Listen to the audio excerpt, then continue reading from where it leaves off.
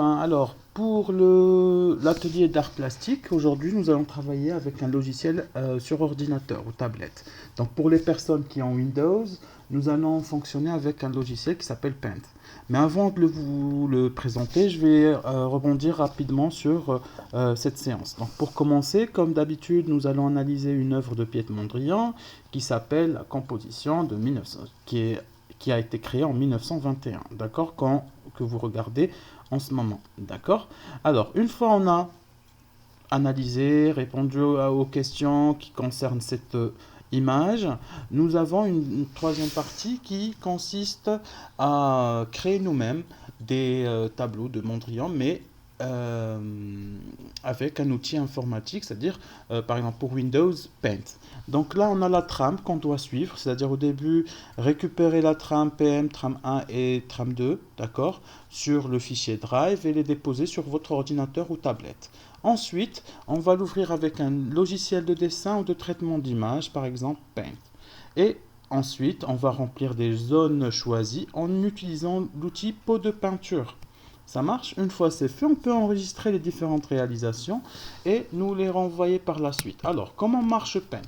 Là, on va supposer que j'ai déjà téléchargé mes trames et qu'elles sont sur mon bureau. Donc, je vais prendre par exemple trame 1. Donc, je clique dessus et je l'ouvre avec un logiciel d'image simple. Donc là, j'ai deux images par trame. Pour ouvrir Paint, il nous suffit d'aller ici, ouvrir, on clique dessus et là, on sélectionne Paint.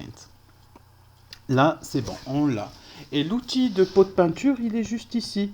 Donc pour travailler avec, il nous suffit juste de cliquer dessus, sélectionner une couleur et cliquer sur le carré qu'on souhaite. Tout simplement. Si on veut mettre une autre couleur, on peut cliquer par exemple sur le bleu, vu que Piet Mondrian il fonctionne beaucoup avec les couleurs primaires, donc je peux par exemple colorier ce carré en bleu et je peux sélectionner aussi le jaune et là j'ai mon petit tableau, d'accord? Ensuite, on sait aussi qu'il utilise souvent le gris, par exemple. On peut le prendre et sélectionner par exemple là, ah non, là c'est pas bien.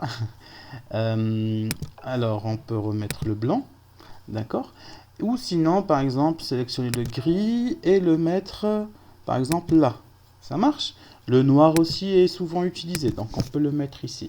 Et là, j'ai mon tableau qui ressemble à Piet Mondrian. On peut aussi faire la deuxième image de la même manière. Par exemple, je prends le bleu et je le mets ici.